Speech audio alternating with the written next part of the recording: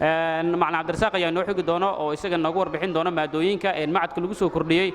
bismillaah alxamdulillaah wassalaatu wassalaamu calaa cashrati alanbiyaa'i waalmursaliin sayidina muxamedin wacalaa aalihi wasaxbihi ajmaciin amaa bacd. alxamdulillaah ilaah baa mahaddan iska leh koonkan ugu soo kulmiyey ee halkan aan ku soo wada kulannay mahaddaas ilaah baa u celinaynaa.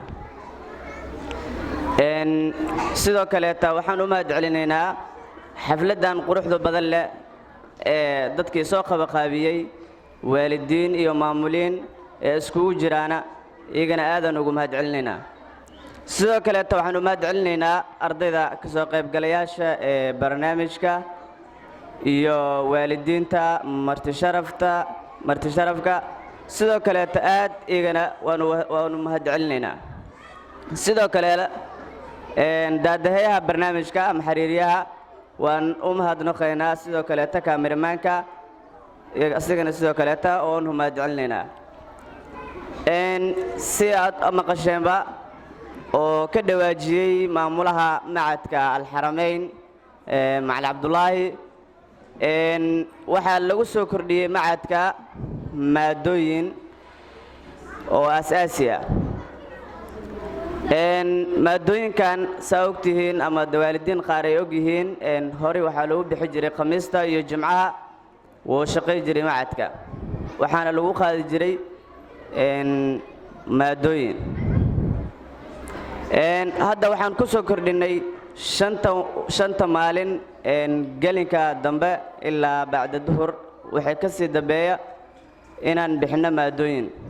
sidoo kaleeta habeenadii qaar ka mid ah iyagana inaan bixinno. maadooyinka macadka lagu qaadanayana waxaa ka mid ah maadada loo yaqaana luqa ingiliishiya, soomaaliya, carabi, sidoo kaleeta xisaabta iyo sayniska.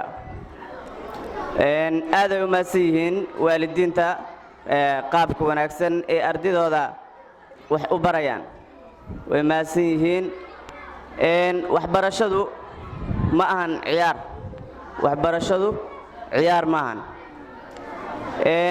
qof wax bartay iyo qof aan wax barinne farqiga u dhexeeya waa la dareemi karaa. dadka waxay ku tilmaamaan mugdi iyo iftiin isku mid ma ahan. meel iftiin ah iyo meel mugdi ah farqiga u dhexeeyo. meel mugdi ah haddii aad wax ugu baahatid waa inaad heshaa leer ama toosa u taqaanid waxa inaad heshaa. meel iftiinna waa si toosa u geli kartaa waxaad waa ka heli kartaa. waxbarashaduna waxay tahay marka aad wax baratid iyo marka aadan wax aqoonin isku mid ma ahan. wax haddaad baratid waxaa kuu furmaaya indho aa lahaynin aa kuu furmaaya. haddii aadan wax barinin weligaa waxaa tahay qof la maamulayo ama la hogaaminayo.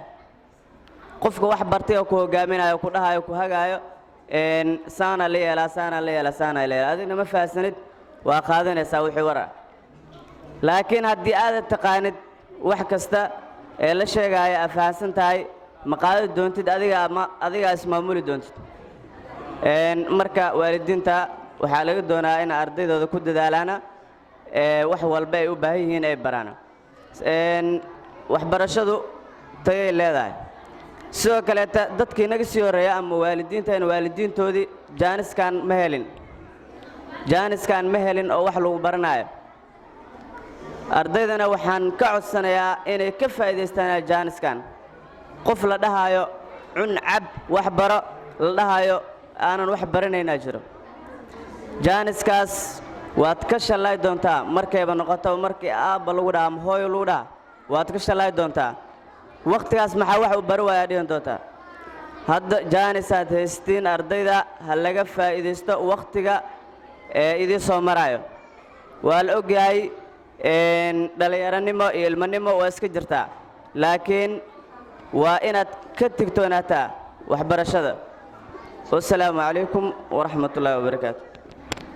وعليكم السلام ورحمة الله تعالى وبركاته. أستاذ عبد الرزاق أحمد مودي aad iyo aad ayuu u mahadsan yahay halkan inoogu soo jeedinayay khudbad ku saabsaneed macadka iyo weliba maadooyinka lagu soo kordhiyey gabagabadii ayaan taaganahay xafladeennan dhammaan waxaad u mahad celinaynaa intay ka soo qayb gashay oo isugu jirto waalidiin macallimiin marti sharaf kala duwan iyo qaybaha kala duwan ee bulshada oo culimada ay qayb ka tahay dhammaantood way maasan yihiin maadaama ay soo ajiibeen casuumidii uu casuumay maamulka sare ee macadka imaamul xarameyn oo maanta xafladdan qabanayay gabagabadii iyo guntii ayaan isla gaarna markaan macadka intii waxqabadkiisa aragto way arkeen inta kalena inay booqan doonaan ayaan rajaynaya